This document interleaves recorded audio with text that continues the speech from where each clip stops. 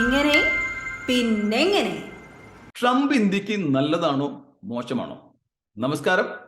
ഇങ്ങനെ പിന്നെ എങ്ങനെയൊക്കെ സ്വാഗതം. അപ്പൊ നമ്മള് ട്രംപ് ജയിച്ചതിനു ശേഷം ഒരുപാട് ന്യൂസ് കേൾക്കുന്നുണ്ട്. ട്രംപ് വന്നു കഴിഞ്ഞാൽ ഒരുപാട് താരിഫ്സ് ഒക്കെ ഇമ്പോസ് ചെയ്യുമ്പോൾ നമുക്ക് ഇന്ത്യയിൽ ഒരുപാട് പ്രോബ്ലം വരും, ബിസിനസ്സിന് ഒരുപാട് ബുദ്ധിമുട്ട് വരും അല്ലേ? നമുക്കിതൊന്ന് അനലൈസ് ചെയ്ത് നോക്കാം. രണ്ട് ലെവലിലാണ് ഇത് ഇന്ത്യനെ എഫക്ട് ചെയ്യാൻ പോകുന്നത്. ഒന്ന്, ഇന്ത്യ ഒരുപാട് സ്റ്റുഡൻസിനെ അമേരിക്കയിലേക്ക് അയക്കുന്നുണ്ട്. ഈ സ്റ്റുഡൻസ് ഒക്കെ അമേരിക്ക വന്നു കഴിഞ്ഞാൽ അവരുടെ കോഴ്സ് കംപ്ലീറ്റ് ചെയ്താൽ ഇവിടെ ഒരു ജോലിക്ക് അപ്ലൈ ചെയ്യും. ജോലി കിട്ടി കഴിഞ്ഞാൽ ആ എംപ്ലോയർ ഈ സ്റ്റുഡൻസിന് വേണ്ടി ഒരു H1B വിസയ്ക്ക് അപ്ലൈ ചെയ്യും. എംപ്ലോയർ ആണ് സ്പോൺസർ ചെയ്യുക. ഈ H1B വിസ എന്ന് പറയുന്നത് അമേരിക്കയിൽ ഒരു കോട്ട പോലെയാണ്. ഒരു കൊല്ലത്തിൽ 65,000 വിസയാണ് അവർ ഇഷ്യൂ ചെയ്യുന്നത്. അപ്പൊ ഈ എംപ്ലോയർ ഈ H1B വിസയ്ക്ക് അപ്ലൈ ചെയ്താൽ കിട്ടിക്കൊള്ളുന്ന ഒരു നിർബന്ധമില്ല, ഒരു ലോട്ടറി പോലെയാണ്. ഭാഗ്യം കിട്ടും, കിട്ടിയാൽ അമേരിക്കയിൽ നിൽക്കാം, കിട്ടിയില്ലെങ്കിൽ തിരിച്ച് നാട്ടിലേക്ക് മടങ്ങി പോരണം. ഇനി H1B വിസ കിട്ടിക്കഴിഞ്ഞാൽ 6 കൊല്ലം H1B വിസയിൽ പണിയെടുത്താൽ ഗ്രീൻ കാർഡിന് അപ്ലൈ ചെയ്യാം. പിന്നെ ഗ്രാജുവലി അമേരിക്കൻ പാസ്പോർട്ട് കിട്ടും. അതാണ് അതിന്റെ പ്രോസസ്. അത് നമ്മൾ എങ്ങനെ ഗൾഫ് കൺട്രീസ് ആയിട്ട് കമ്പയർ ചെയ്യാം? ഗൾഫിൽ നേരെ മറിച്ചാണ്. ഗൾഫിൽ ഓരോ കമ്പനിക്കും വിസയുടെ ഒരു കോട്ടയുണ്ട്. അപ്പൊ അവരൊരാളെ എംപ്ലോയ് ചെയ്താൽ അവർക്ക് വിസ ഉറപ്പാണ്. കാരണം ഗവൺമെന്റ് ഓൾറെഡി വിസ കൊടുത്തു കഴിഞ്ഞു. നമുക്ക് ഒരാളെ ഇന്റർവ്യൂ ചെയ്ത് ജോലിക്ക് എടുക്കുന്നതിന് മുമ്പ് തന്നെ അറിയാം വിസ കിട്ടൂല എന്നുള്ളത്. എന്നാൽ അമേരിക്കയിൽ കമ്പനിക്കാർക്ക് അങ്ങനെ കോട്ടയൊന്നുമില്ല. അവര് H1B വിസയ്ക്ക് അപ്ലൈ ചെയ്താൽ ഗവൺമെന്റ് ലോട്ടറി ആയിട്ടാണ് തീരുമാനിക്കുന്നത് ആർക്ക് കിട്ടുക, ആർക്ക് കിട്ടാണ്ടിരിക്കുക എന്നുള്ളത്. അപ്പൊ ട്രംപ് എന്താ പറഞ്ഞതെന്ന് അറിയൂ?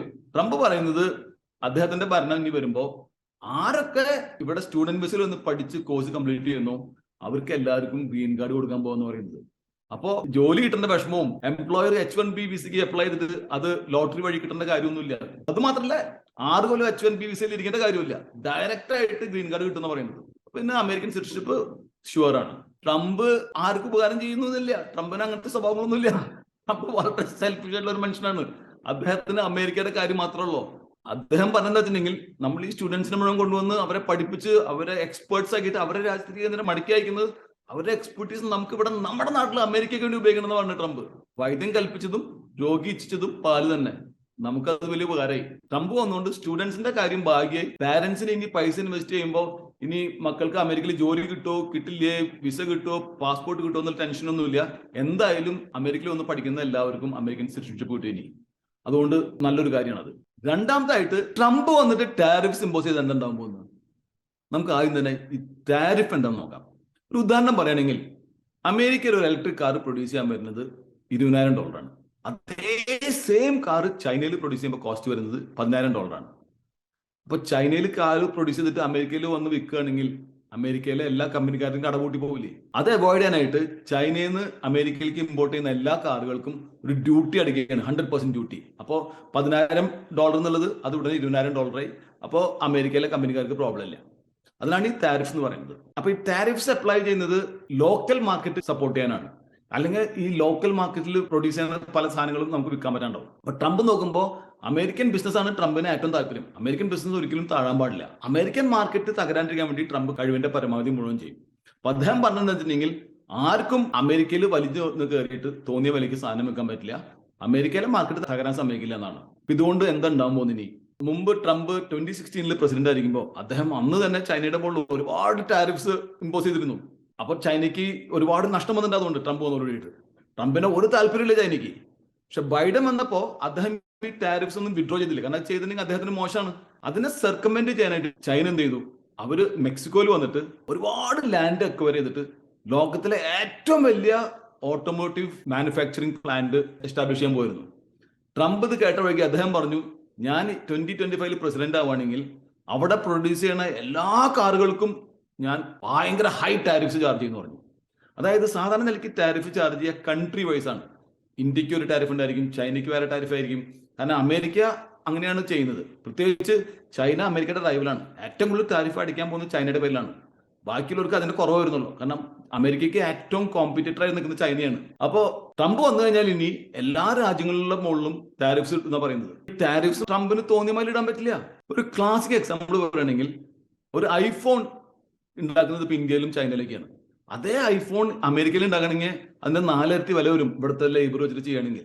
അപ്പോൾ ഹൈ ടാരിഫ്സ് ഇമ്പോസ് ചെയ്യുകയാണെങ്കിൽ അമേരിക്കക്കാർക്ക് ഫോൺ വാങ്ങാൻ പറ്റാണ്ടാവും. കാരണം അവർക്ക് മുതലാവില്ല. അപ്പൊ അതൊരു ബാലൻസിങ് ആക്ട് ആണ് ചെയ്യാൻ പോകുന്നത്. അമേരിക്കയുടെ ആൾക്കാരെ ബുദ്ധിമുട്ടുള്ള ഒരു കാര്യം ചെയ്യില്ല. ട്രംപിന് അമേരിക്കൻ കൺസ്യൂമേഴ്സിനെ സപ്പോർട്ട് ചെയ്യാനായിട്ട് തോന്നിയ മാതിരി ടാരിഫ് അടിക്കാൻ പറ്റില്ല. പിന്നെ ഒരു ഗുണം എന്താ വെച്ചിട്ടുണ്ടെങ്കിൽ ഡെമോക്രാറ്റിക് പാർട്ടി പലപ്പോഴും ടാരിഫ്സ് ഇമ്പോസ് ചെയ്യുമ്പോൾ അവരൊരു ലെഫ്റ്റ് ലീനിങ് ഗവൺമെന്റ് ആയതുകൊണ്ട് ഇന്ത്യ റൈറ്റ് ലീനിങ് ഗവൺമെന്റ് ആണ്. ഇന്ത്യയുടെ മുകളിൽ കുറച്ചുകൂടി ഹയർ ടാരിഫ്സ് ഇമ്പോസ് ചെയ്യും.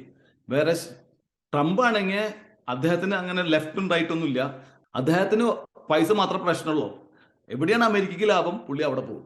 അപ്പൊ ഇന്ത്യ അമേരിക്കയ്ക്ക് നല്ല പ്രോഡക്ട്സ് നല്ല റേറ്റ് കൊടുക്കുകയാണെങ്കിൽ അദ്ദേഹം നമ്മുടെ നിന്ന് വാങ്ങും. അതിന് യാതൊരു സംശയവും. പിന്നെ വേറെ കാര്യം, നമുക്ക് ആരെങ്കിലും ഔദാര്യം വേണോ? ഏർലി 1990s തോന്നുന്നു ശ്രീ മൻമോഹൻ സിംഗ് പ്രൈം മിനിസ്റ്റർ ആയിരിക്കുമ്പോൾ അദ്ദേഹം പറഞ്ഞു ഇന്ത്യക്ക് വേറെ ഒരു ലോകരാഷ്ട്രങ്ങളുടെയും ഔദാര്യം ആവശ്യമില്ല എന്നുള്ളത്. അതായത് സാധാരണ നിലയ്ക്ക് 1990 വരെ എന്തെങ്കിലും ഒരു നാച്ചുറൽ കലാമിറ്റി, ഒരു വെള്ളപ്പൊക്കമോ അല്ലെങ്കിൽ എർത്ത് ക്വേക്ക് ഒക്കെ ഇന്ത്യയിൽ ഉണ്ടാകുമ്പോൾ ലോകരാഷ്ട്രങ്ങൾ മുഴുവൻ ഒരുപാട് സഹായം ചെയ്യാറുണ്ട്. 1990 തൊട്ടിട്ട് മൻമോഹൻ സിംഗ് പറഞ്ഞു നമുക്ക് അങ്ങനത്തെ ഒരു ആവശ്യമില്ല. India is capable of taking care of Indians. Indians are very capable. ഇപ്പൊ അമേരിക്ക എടുക്കുകയാണെങ്കിൽ തന്നെ അമേരിക്കയിലെ ഏറ്റവും റിച്ച് ആയിട്ടുള്ള കമ്മ്യൂണിറ്റി ഇന്ത്യയാണ് പെർ ക്യാപിറ്റ ഇൻകം നോക്കുമ്പോൾ. ഇന്ത്യക്കാർ കഴിഞ്ഞിട്ട് വേറെ ആൾക്കാരുള്ളൂ, പിന്നെ ജ്യൂസ് വരുന്നുള്ളൂ. ഒന്ന് ആലോചിച്ച് നോക്കൂ. അപ്പൊ നമ്മൾ we are very capable people. ഇപ്പൊ ട്രംപ് വരുമ്പോൾ എന്താ ഉണ്ടാകാൻ പോകുന്നത്? എല്ലാ കൺട്രീസിന്റെ മുകളിൽ ഈക്വൽ ടാരിഫ്സ് വരാൻ പോകുന്നത്. അപ്പൊ അതുകൊണ്ട് ഇന്ത്യക്ക് യാതൊരു പ്രോബ്ലം ഇല്ല. ട്രംപ് ഒരു ലെവൽ പ്ലേയിങ് ഫീൽഡ് ഇന്ത്യക്ക് തരികയാണെങ്കിൽ ഇന്ത്യ അടിച്ചു കയറും. അപ്പൊ ഇന്ത്യക്ക് വളരെ നല്ലതാണ്. കോട്ട സിസ്റ്റം ഒന്നും ഇല്ലാണ്ട് ഇന്ത്യയുടെ ബിസിനസ് ഭൂമിയുള്ള ഒരു ഓപ്പർച്യൂണിറ്റി ആണ് അത്. കാരണം ഇന്ത്യക്ക് ആരുടെ ഔദാര്യം ആവശ്യമില്ല. We just need an opportunity. An opportunity is certainly going to be there with Trump. We are very good and we have the ability to beat anyone if we are given a level playing field. അതുകൊണ്ട് Trump വന്നുകൊണ്ട് ഇന്ത്യക്ക് ഗുണം മാത്രമേ ഉള്ളൂ. ഈ video ഇഷ്ടമായെങ്കിൽ like ചെയ്യാനും subscribe ചെയ്യാനും ഷെയർ ചെയ്യാനും മറക്കരുത്. നന്ദി, നമസ്കാരം.